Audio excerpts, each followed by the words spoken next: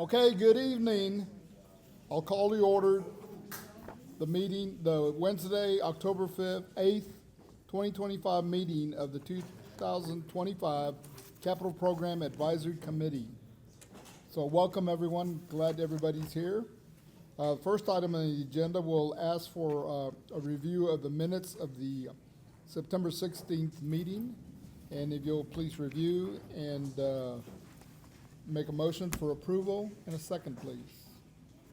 I move to approve the September 16th meeting minutes. Okay, we got a motion and we got a second, Mark Wood. Thank you. All those in favor, aye. Aye. All opposed, same.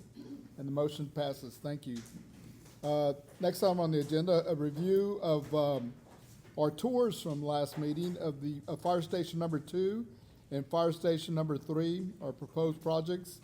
And Assistant Chief Eric Cook is here in case anybody has any questions or comments.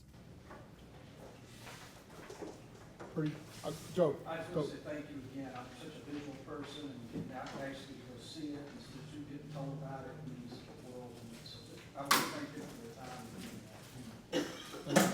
And could anybody tell the difference between 3, 2, and 1? Okay, good.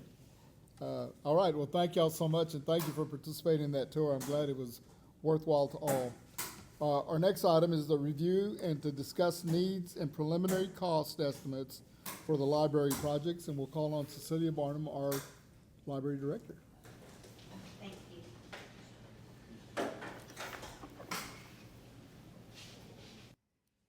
So I think that Chief Tenney warned you by saying that you would be excited about my presentation, that I really, really like to talk about the library. I think that's all he really meant. So you were warned. So I'm so grateful for the opportunity to present to everyone this evening some of the needs of the library that we're facing with meeting all of our community needs right now.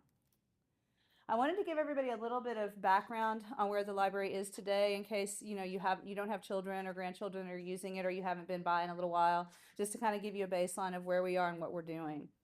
So we haven't completed out fiscal year 25, so I'm reporting for fiscal year 24, but we anticipate 25's numbers will of course be higher. But in fiscal year 24, we had 233,948 visitors. We issued 4,307 new cards. We have a active card holder count of about 35,000 active card holders right now. We had 19,782 people attend programs. We checked out 600,630 items, 300,000 visits to our website.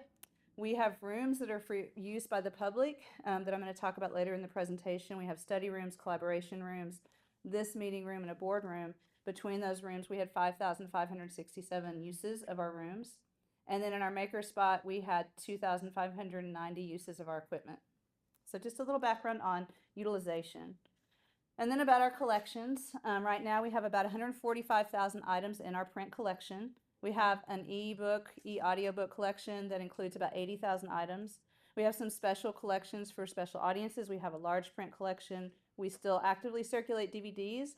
With the increase in fees for streaming services and the addition of commercials in the last year or so, we've actually seen an increase in our DVD use checkout, which has been fun to see. And then we offer subscription research databases for students and for adults. In terms of the services that we provide, we have 44 public access computers. We offer public Wi-Fi for free. We have color and black and white printing and copying.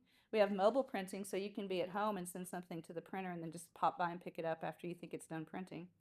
We have free scanning. We have faxing. We have, again, the meeting study rooms. We have hold lockers that are available to the public 24/7. They're on this side of the building. So if there's ever a book you need and you're like, oh, I really need that and I can't get there before the library closes, you can place it on hold to be picked up in a hold locker and we'll put it out there for you. It's also great for when the weather's really bad or you're in a hurry and you don't want to have to come in and try to find all your books. You can just have them all put in a locker for you to pick up. We do curbside. We have readers advisory services where we can set you up with some books to read if you tell us what you're interested in. We do them in book bundles. We do them as individual books. And then I like to say that if we don't have a book, we can still get it. Like, we have access to pretty much every book that is ever printed because we share across the country with other libraries and they share with us. So we have an interlibrary loan service. We also have free access to Ancestry.com for people who are really interested in genealogy. And then we have a database that is for entrepreneurs and business startups called Data Axle Database, which gives you statistics on businesses in your area, demographic information. It allows you to create distribution marketing lists. So all of these things are free with your library card. For us, it's really important that every decision that we make is driven by what our citizen needs are. And also, we know from the surveys that we get back that we're doing an okay job of meeting them. In the last citizen survey, the library scored 96% in quality and an 89% in importance to our community. We were 7% higher than the benchmark cities that the city compares to.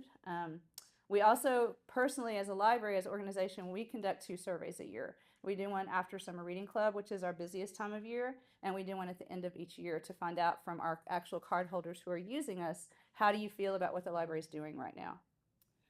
And then we use that data along with the council goals to develop a strategic plan, and what we've recently started calling an operational plan, because it's really based on a year or 2 out rather than like a 5 or 10-year plan.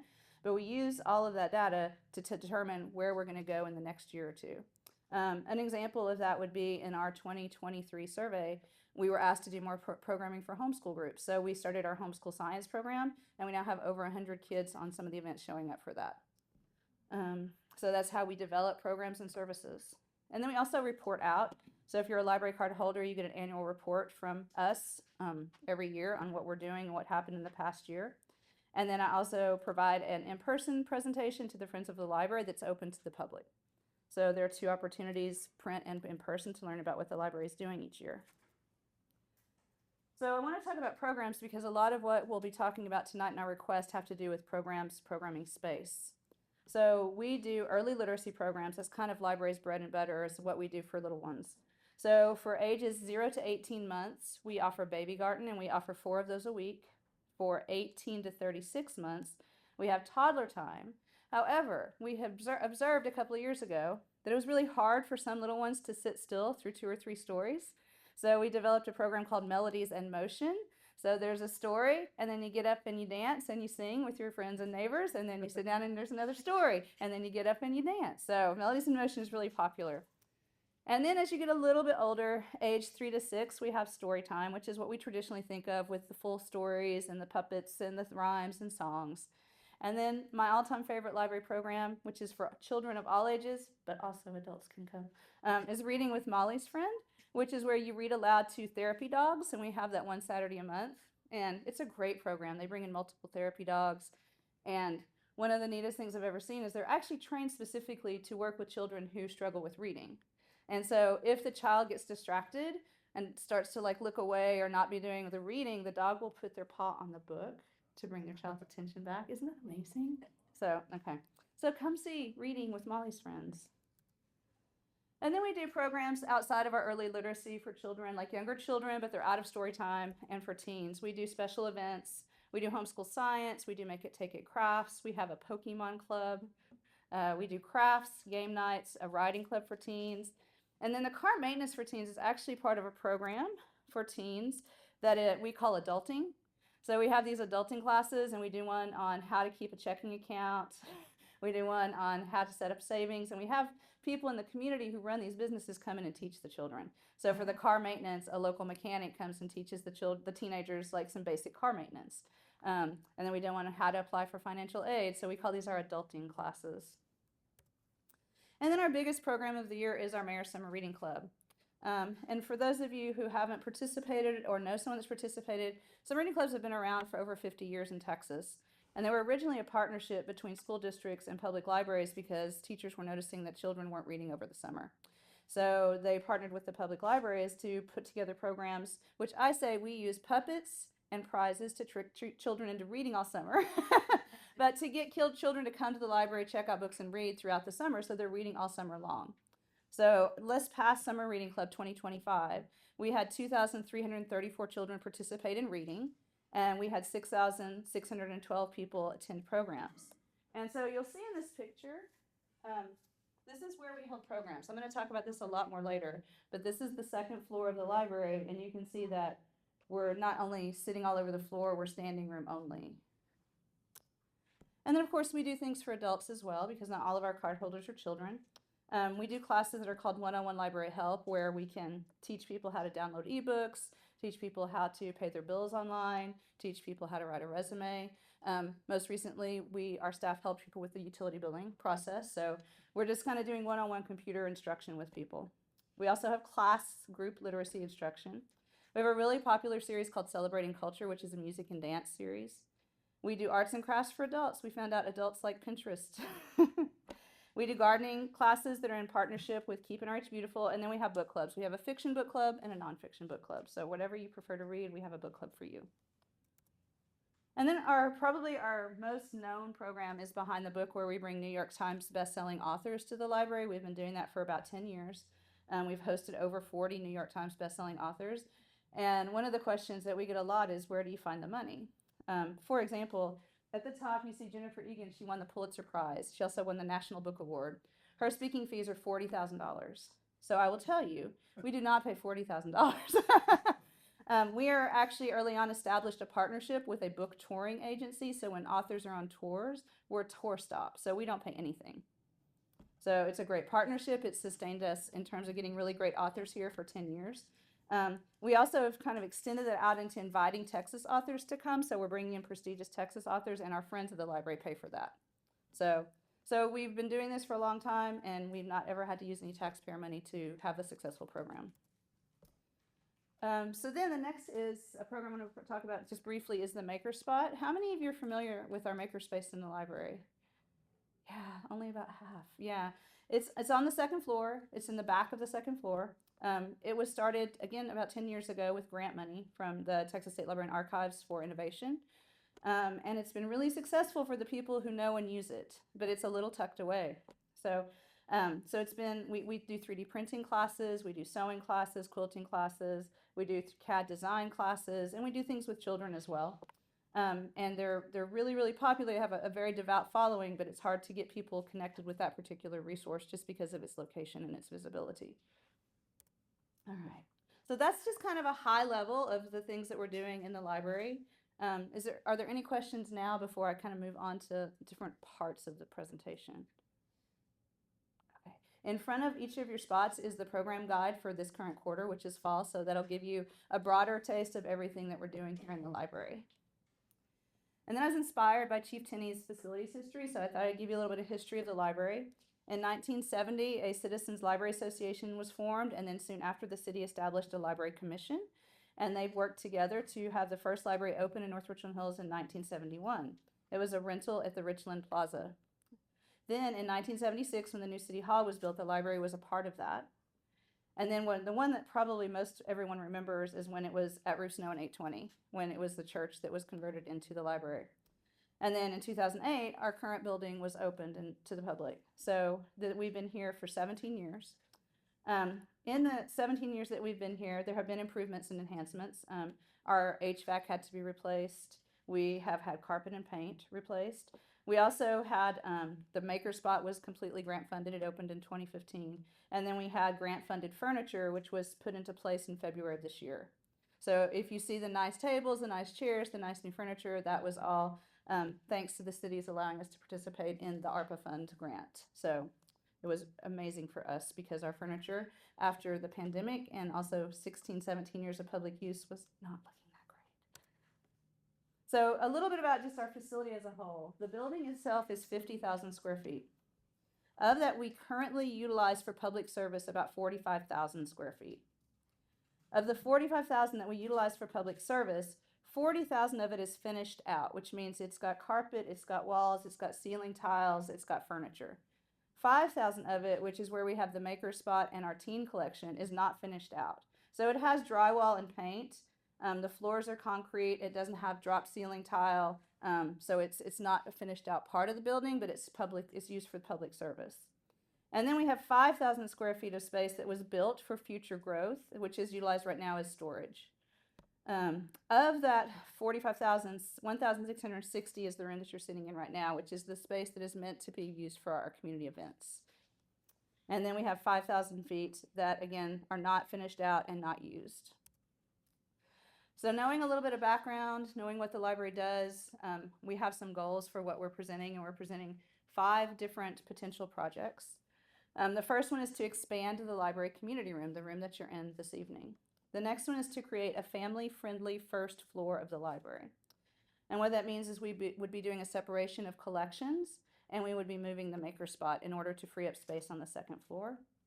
And then we also want to expand the children's area. So we are looking for room for more collection space, particularly for picture books. We don't have any space to add picture books right now, and that's one of our most popular collections. And then also to expand the size of our storytime room. I had mentioned earlier that Melodies in Motion can sometimes have 75 to 100 kids. It's a lot of kids for Melodies in Motion. And our storytime room actually only holds about 40. So we hold the story times in this room, and we don't really get to use the storytime room for anything but baby garden. So we have outgrown our event spaces essentially. Then we also have seen an increased demand for study rooms and collaboration rooms. And then we do have one item that is not a public facing item. It's expanding our circulation workroom for some efficiencies. So I'm going to go through each one. The first one is to expand the library community room. So as you can see, from 2013 to today, we've had a 379% increase in programming and participation. So this room, at the time it was built, was probably great for the need that it had. The fire code for this room is 102 people. So of the community events that we had in 2024, 69% of them exceeded fire code. So we couldn't have them in this space. So we are clearly not using our event space for events, we're using them for story times. So some of the bigger programs that are impacted by not having an event space are our summer reading club, which is again our most popular and busiest time of year. In 2023, we had a really high average attendance of 384 people per program. And that was because that year our elevator went out. And so we had to move our events to the Grand Hall. And so because they were in the Grand Hall and it's summertime, and it could be like 100 degrees and someone might have a stroller and two little ones, we had to market like crazy. Hey, please don't come to the library for the events. They're over there. So when we actively marketed our programs that way, when we were pushing them hard, we had 860 people show up for one program. We had 444 show up for another. So we know that we have to restrain our marketing. We know we have to say, oh, we don't want everyone in our community to know about this because we don't have any place to put them. So we are very reserved in how we market programs because if everyone shows up, we're turning a whole lot of people away. In 2024, we were able to move back to our building and our average attendance was 247. And then in 2025, it was 229. And we did have one program at the end of the summer that kind of pulled that whole average down where we just had about 50 kids because a lot of them were 250 to 300. So anything that we do for kids during Summer Reading Club, the major activities, we have to hold them on the second floor. We cannot hold them here. Other things like celebrating culture in 2023 and 24, more than half of those programs exceeded the fire code capacity for this room. So we had to hold them upstairs. This year, every one of the celebrating culture programs has exceeded the fire code capacity. Behind the Book, which is our author event, we started it in 2014, but we really didn't build momentum until 2017. That's when it really took off as a program. And since 2017, 89% of those programs have exceeded our capacity in this room. So we hold them on the second floor. Other community events, Free Comic Book Day, the local author luncheon, Stories with Santa, longest table events where we do themed literacy tables like Alice in Wonderland. In January, we're doing January for you Jane Austen fans. So anything like that, we always are going to exceed fire code in this room. So we hold them on the second floor. And when we do the tour of the second floor, you'll get a better feel for what that means. We're basically taking a service area out of service. And you have about 10 middle-aged women moving 70 and 80-pound tables twice a day.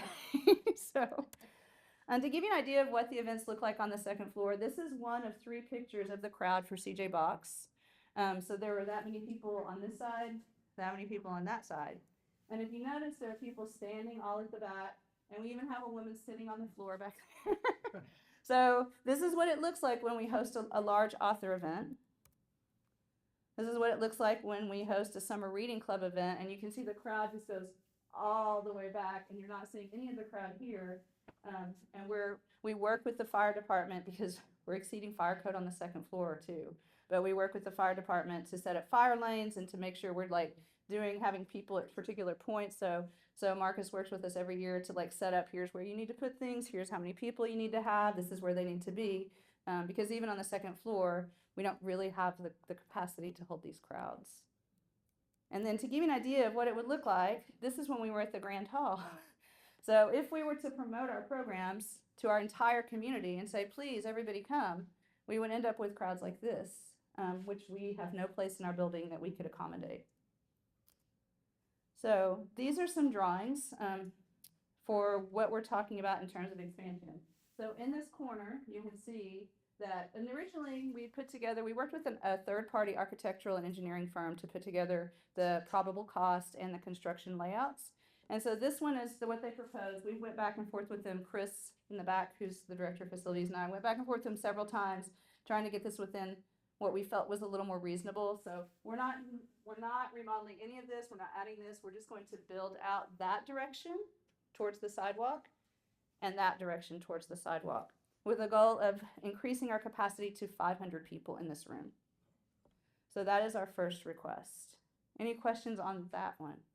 Yes, I don't know who to ask first. Are we losing any parking? It doesn't look like we are. No, we will not lose any parking. Thank you. That's a great question. Will that go 2 stories with this one? There's the capacity to use the second floor when we expand out. However, we are not proposing that because of cost. Thank you for very good question. Yes. Back to Bree's point, where all these people park, that parking lot, not that big. No, it is not. So we share with the NRH Center, and the NRH Center shares with us. So when they have big events with overflow, those people park in our parking lot. Some of our overflow goes to their parking lot. And people park in all of the public parking spaces here and walk. And when we had CJ Bucks last time, they even parked illegally all along the street. Sorry, y'all. You're giving me the stink eye. We did not tell them to. Now they're going to be watching for those events. So this is the proposed expansion from this line up. Okay. Our next goal is to create a family-friendly, oh, I'm so sorry. When you talked about not doing a second story, but will it be designed structurally to later on 10, 15 years? Yes, it will. Yes, the architects recommended that, even though we weren't going to do that as part of this proposal. Yes. Speaking of our police, can we ask these 2 gentlemen to sit down? Ask them, but they won't.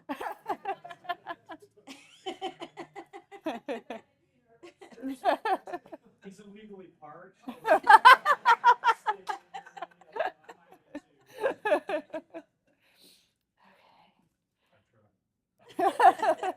sit in the car for so long. So creating a family-friendly first floor. When the library was built in 2008, the trend in developing libraries and laying them out was that your patrons walk through the door and you put the most popular collections right there, which makes sense, right? So that people don't have to walk around and find the most popular collections. So when you walk in our library, the first thing that you see is new books. And at the time, DVDs were huge. In 2008, having to be able to check out DVDs because they were really expensive was a huge thing for communities. And then you have behind that the adult fiction, and we're going to do a tour next time so you'll see what I'm talking about.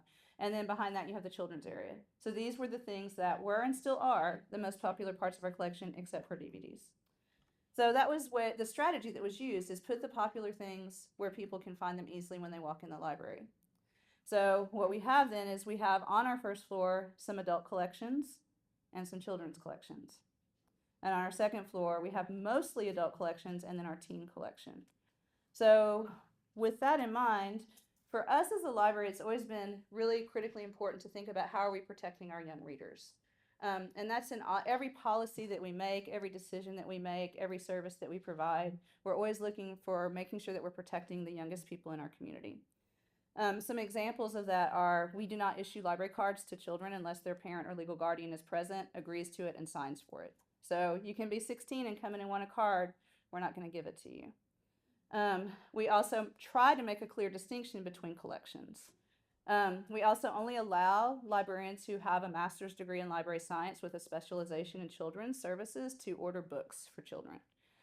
When those books are ordered, they go through a review process with the head of our collection development where she ensures that everything that was put in an age cart is actually meant for that age. When those books come in, they're put on a cart. they're taken to that selector, and that selector reviews them again to make sure that we're putting in the right age collection. We move things off those carts to different collections anytime we see a need. So we are constantly having 3-point checks of like, is this book really supposed to be in juvenile collection? Is this book really should be in teen collection? If it shouldn't be, when we see it, we move it to the right collection. We move it to where the age appropriate collection is. So we are really conscientious about that. We also think about protecting young readers when they're in our building. In the last few years, we've been grateful to the city for providing extra security cameras in our children's area. And also, we have recently implemented a policy last year that we jokingly call it no unattended adults, because there's always an unattended children's policy. We say there are no unattended adults allowed in children's. So if you're an adult in the children's area and we don't see a child with you, we're going to come up and ask you if we can help you. And if you don't have a reason to be there to get a book, we're going to ask you not to be in that area. And we are very proactive about that. So protecting your readers has been part of who we are as a library for many, many, many years. But we think in light of some of the changes that are happening, and in light of 2 pieces of legislation, one which passed this year and one which will probably pass in the next session, where it could be illegal. So SB 412 says that it is illegal for a librarian to, which we don't, but it makes it illegal for a librarian to provide access to an adult book or to something they consider harmful to a child. Well, we don't do that, but we also don't walk around the building like looking for children and saying, what book are you looking at? What are you looking at? Where's your parent? What are you doing? Like, we don't have the capacity to do that. And then HB 3325 would make it illegal, and there would be civil charges against the city for up to $10,000 if a child accessed an adult book. Not checked it out, accessed it. So we're trying to be preemptive on this. And so one of the best things that we can do is, since we are fortunate enough to have 2 floors, which is great, we want to move our adult collections to the 2nd floor, and we want to move our teen collection to the 1st floor. And in order to do that, we have to have space on the 2nd floor, so we have to move the maker spot to the 1st floor to free up the space for collections. So this will also, in a lot of ways, make us operationally more efficient, because right now our adult services librarians work on the 2nd floor, but adult fiction is on the 1st floor. So there's a lot of benefits to this, but it really came from our desire to make sure that we are making clearly distinguished floors and collections. So if you look at what we currently have on the 1st floor, children's, adult fiction, new books, DVD, large print, and 2 study rooms. And on the 2nd floor, the maker spot, adult nonfiction, audiobooks, 4 study rooms, 2 collaboration rooms, and the teen collection. I've highlighted what would be moved. So the items in yellow would be switching floors completely. They would be moving from 1st to 2nd or 2nd to 1st. The items that are in gold would be isolated. They would still be near the front entrance, but they would be isolated from the rest of the 1st floor, because new books and large print, we really don't want to have to ask people who maybe are struggling with physical limitations to go to the 2nd floor to get their large print books. And also new books have the highest turnover rate. People come in, they get them, they go out. So we're going to just keep them on the 1st floor, but make them isolated from the rest of the 1st floor collections. Yes, sir. Is there an elevator that goes to the 2nd floor? Yes, sir, there is. So it's mostly reliable. So these collections would all be moving in this process. So let me show you a little bit about what that looks like. So here we are on the 2nd floor. This is where the maker spot currently is. And this space would be converted to space for the adult fiction collection. Because we have a large collection, we need a large footprint. And then this would be moved to the 1st floor. So where the fiction collection was is where the maker spot would be. And then in front of that would be our teen collection. And then all this floor would become a family-friendly floor with a small isolated section here for new books and large print.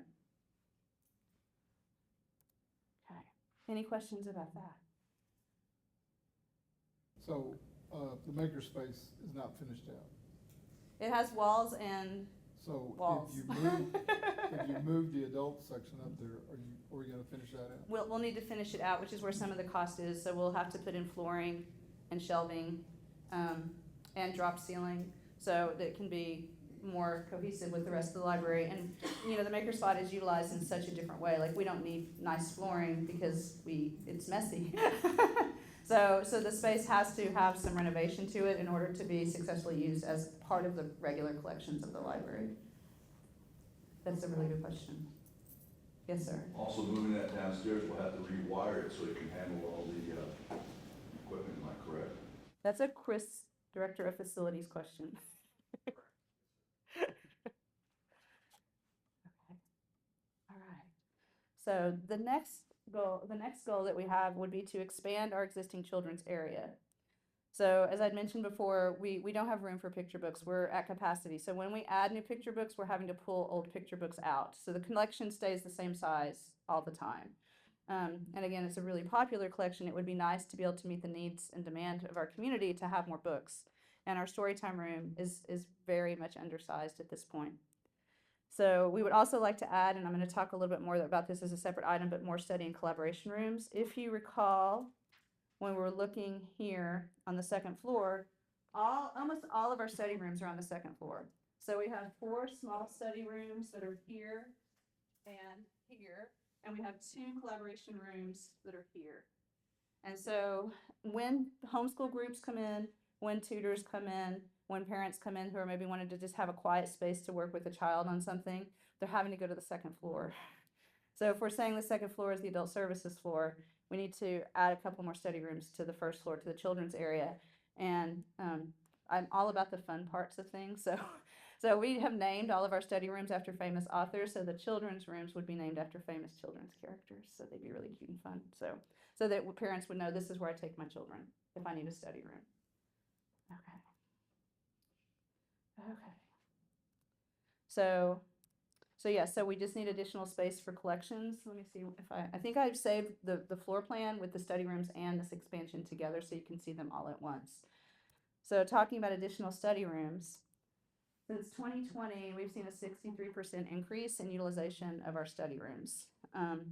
In 2020, everybody started working from home, and when the pandemic restrictions lifted, they got to still work from home, only they didn't really want to be at home anymore. So they came to the library. So it started there, and you can see in 2023, 2024, we see this increase from 24 to 25. So, and this is just year to date. We see an increase, and what we're seeing there is tutoring and homeschool groups. As we see more homeschoolers in the community, we're going to see an increased need for like a little study space for a small group, or a collaboration room for a larger group. And so we want to expand and have more study rooms down in the first floor for those groups if we flip the collections. So obviously this is one of those things that's contingent. And it's important also to say that if we flip the collections, we will have to expand this room, because if not, then we have no space in the building for events, because our second floor space is our event space right now. So they're all kind of domino on each other. Okay, and then the last one is just, it's a nice to have. We're doing construction. It's never going to be cheaper than it is now, right? So it's to expand our circulation workroom. So I'm going to show you a picture. So this is what our book drops look like when we have a holiday. So if we have a holiday, say a Thursday, Friday, Saturday, Sunday, somebody comes in Saturday morning. Like, we don't ever go more than 48 hours because we can't, because they will be in the parking lot because the drop will be too full. So this is a 2-day, what our book drop looks like. And it's because our book drop is not attached to our circulation workroom, and it's not attached to any sort of automated system to check them in and let them move through. We do have an automated sorter, but it's in the circulation workroom, which is not connected to the book drop. I'm not sure why that is. I wasn't here when this building was built, so we would like to expand our circulation workroom, which is the first red box below here. That's where our current circulation workroom is. And we'd like to expand into that bigger red box at the top so that it will be adjacent to the book drop. And then we can attach the automated machine, which sorts them, checks them in, puts them in bins. And it will reduce staff time needed to do this, which will allow the staff to do other things like help with programs, give more customer service, shelve books, straighten books, make sure everything's where it's supposed to be. And it will also, as you can see from the picture, it will also help keep our books from being damaged, because this is not a great environment for books to be in. So that is our last request. So here's the hard part. Preliminary costs. So before I show you, I asked the architectural firm to provide us with what the cost per square foot is for some libraries that are being renovated or expanded in the area right now. So Anna is a new build. They're going at 538 per square foot. Cedar Hill is a recently opened new library. It was 839 per square foot. Cedar Park, 840, and McKinney is going through 2 renovations of 2 of their buildings, and the renovation cost is 470 per square foot. All of that to prepare you. Okay. So if we look at the cost here, the expansion of the library community room impacts 6,500 square feet. They're giving us a construction cost of 750 per square foot. So it's $7.5 million. The flip of the first and second floor and the addition of the 3 study rooms is 8,000 square feet of renovation at $400 per square foot. So it's 3.4 million. The expansion of the children's area is 4,500 square feet at 400 for the renovation rate. So it's 2.1 million. And then the expansion of the circulation workroom is 1,500 square feet. Because it's a staff workspace, the finish out is not as nice a quality, so it's a little bit less expensive. So it's 350 per square foot, which is about 600,000. All of these amounts have contingencies written into them, so they're not going to round out perfectly. Yes, sir. Yeah, that's a big, round out on the first number. $7.5 million, I mean, that would be 10,000 square feet. And usually contingencies are 10 or 20%. That's They did I think they did 15 is what they did, so. 5 million. It's basically 5 million. Well, it's the combination, okay, it's the combination of the 4,000 renovation at 400 and the 6,500 at 750. Yes, yes. Sorry. So yeah, so it's, part of it's the new build out, and then the space that's here, the tear out, and they have to modify our bathrooms.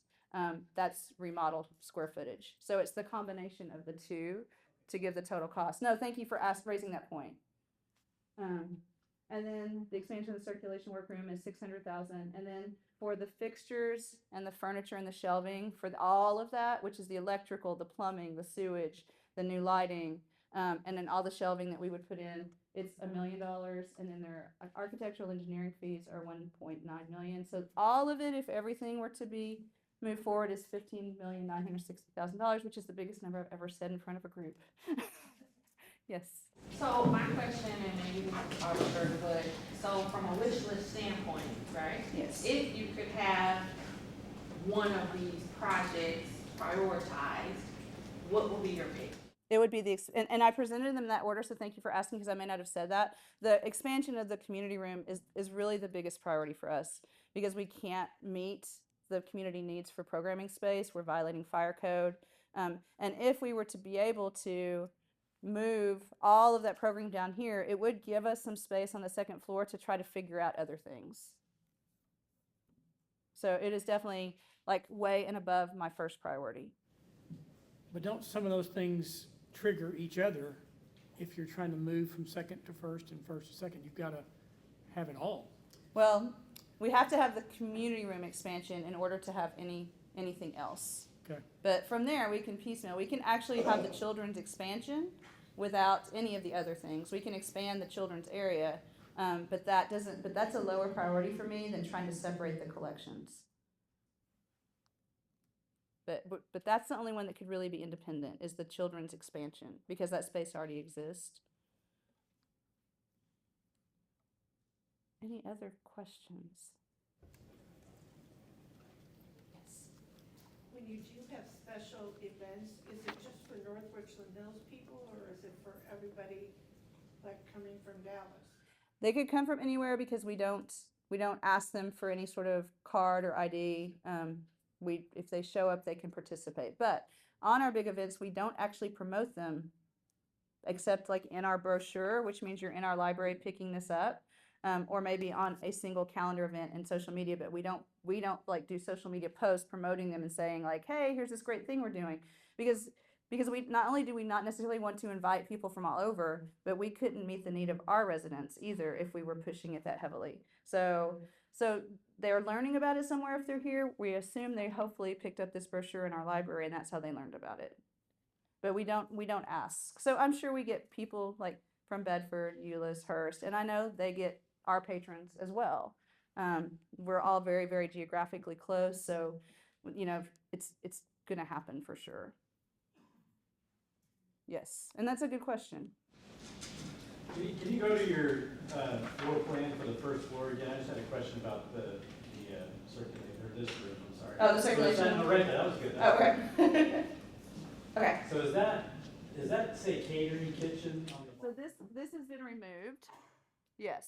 So we know we have to have some level of kitchen for this space, but they kind of went big on us. We were excited about it until we saw the price tag, and then we were like, yeah, we aren't doing that. The only thing you're proposing then is the rest of that. Above the line, and then they have to do reconfiguration right here because of the bathrooms. Yes. So how does that square footage compare to what you use on the second floor when you have an event? Oh, it's substantially larger. I couldn't tell you exactly because it's a portion of the floor instead of the entire floor. But it is substantially larger. Yeah, and when we do the tour, we'll next time we meet, you'll see the space where we use for events.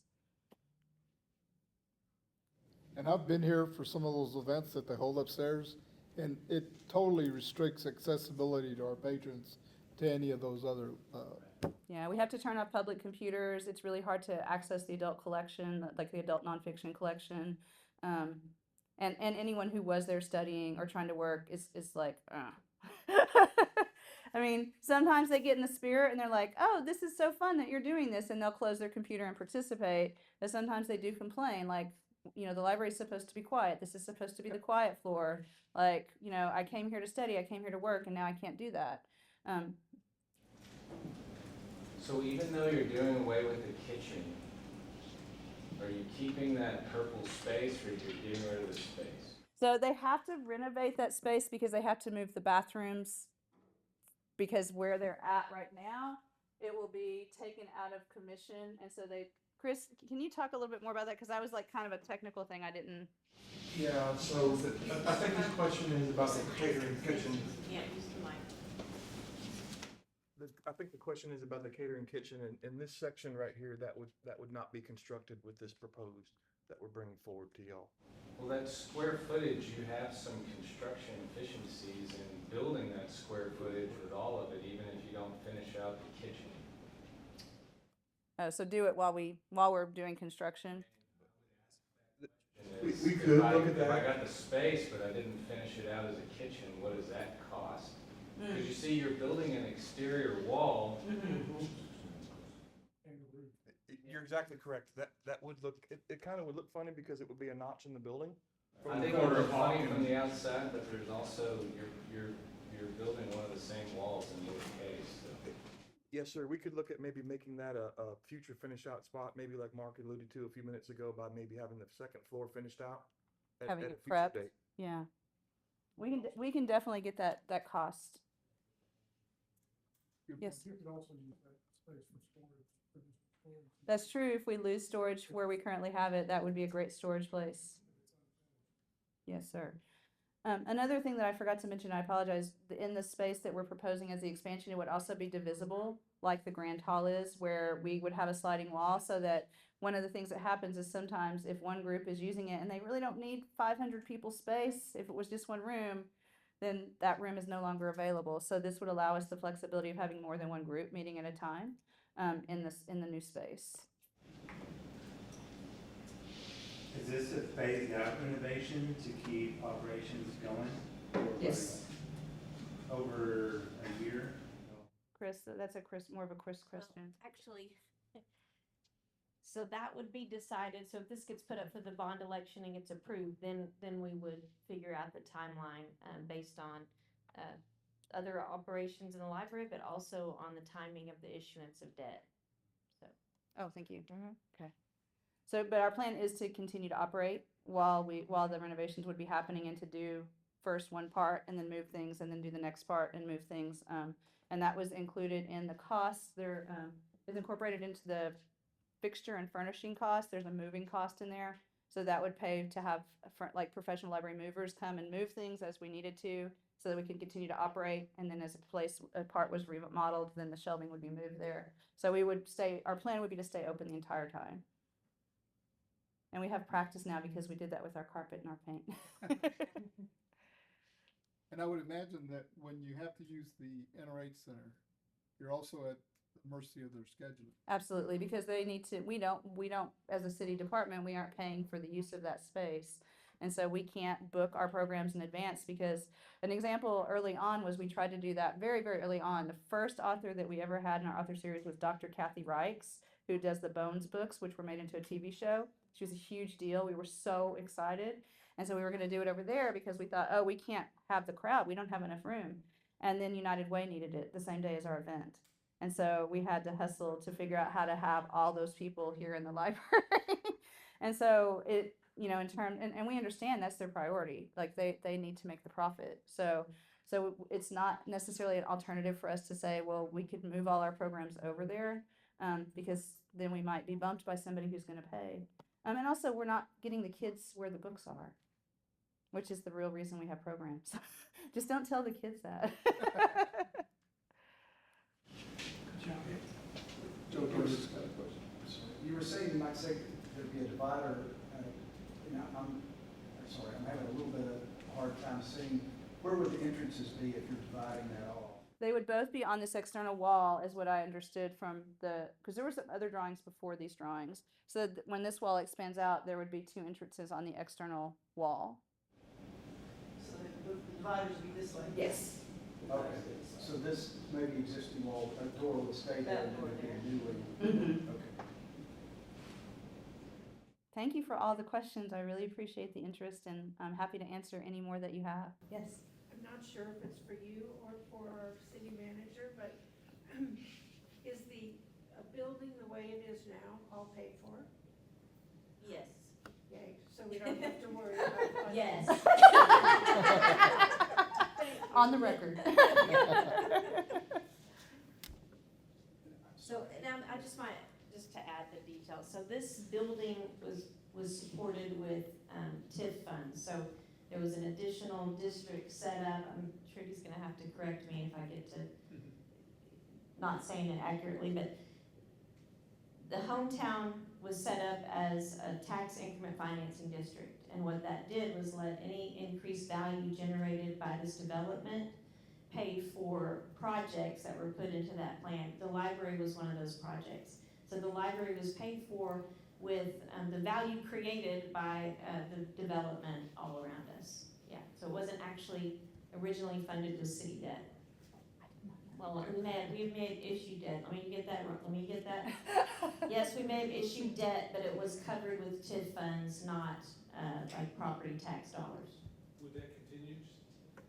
Well, never mind, I still misspoke, because TIF funds are property tax dollars, but it didn't increase the tax rate because the increased value here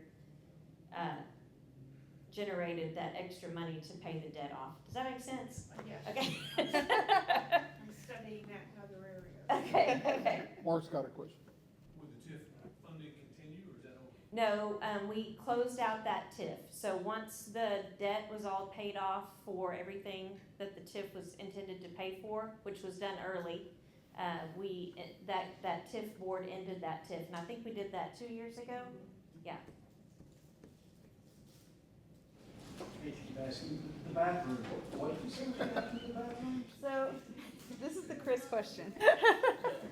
About why we have to use the bathrooms. So with the increase in that square footage, the building code says you have to have so many restroom facilities for each person.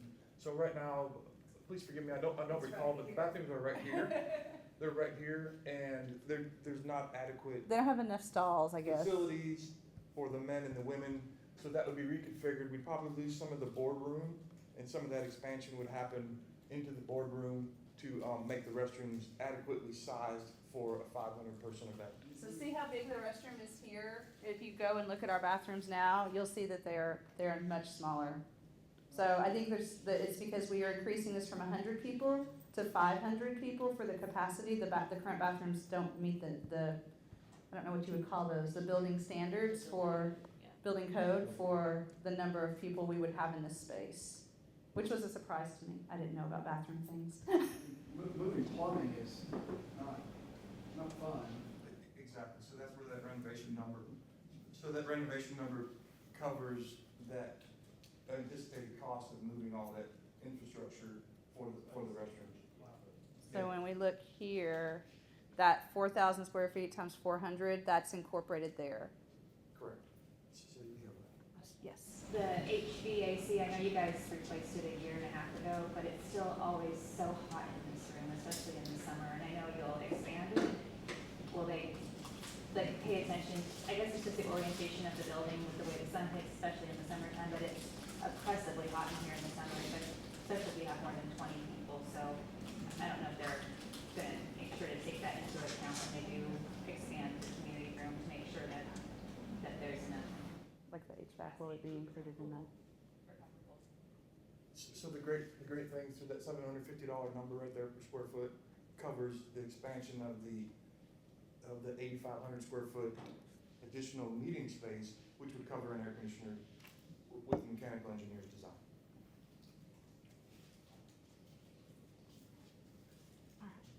So these are people that we need to put on the, if it's approved, on the bond oversight committee, because that's Yes. what, and when we finalize design, that's where that'll happen. But no, these are great, Yes, so I think Joe and Bree and Mark Trevino, I think y'all just volunteered yourself also for the bond oversight. Mark's got a little experience, both Marks do. So also, that was another thing, you're adding And square Justin. footage. Is your ratio parking to square footage gonna have? Nope. No. Also, partly because of the district that we're in, but, yeah, There's nowhere to expand. and there's nowhere to put it. You have a sharing agreement. Yeah. Next door. All right, other questions? Any questions of Cecilia or I know, she just left me, she ran away. Okay. she's still in the room? Or Paulette, any questions? Next time. Thank you. Great presentation, Cecilia, as always. Thank you for your passion. And we are very lucky to have Cecilia as our library director. Any other questions of them? Okay, seeing none. The next item on the agenda is the review of the meeting dates, and I know we have circulated them a couple of times, ensuring that there's no conflicts or any issues that anybody may have on any of the meeting dates. Okay, any other discussion items that we want to talk about? Any other questions? Yes, ma'am. I do have one, I'm confused as to where you're gonna meet on Tuesday, the 21st. We are gonna meet here, not in this room, but in the library, and we'll just start out in the lobby area, because that'll be the night that you do your tour. But yes, the election will be going on in this room, so we won't be able to access this There room. won't be an election here, Oh, that's We right. moved it. It's just Moved That's it back right, a week. okay, I forgot about that. but it's City Hall. Okay, wait, you're talking about the meeting on October 21st? 21st. Yes, we'll still meet here, and we can gather in the lobby and start the tour from there, yeah. Or. We'll have well, to I call guess the we can meeting to gather order here. and get it Yeah, on recording. Yeah, okay, We'll sorry, start I here. hadn't thought that all the way through, obviously. Okay, so we can start out in here since the election won't be happening here, yeah. So there again, the next meeting, October 21st, we'll meet in this room here, okay? And then Cecilia will take us on a tour of the library. Okay, any other questions or discussion items? And then, okay, so we have two meetings in the library, tonight's meeting and the next meeting, just two. Yes, that's correct.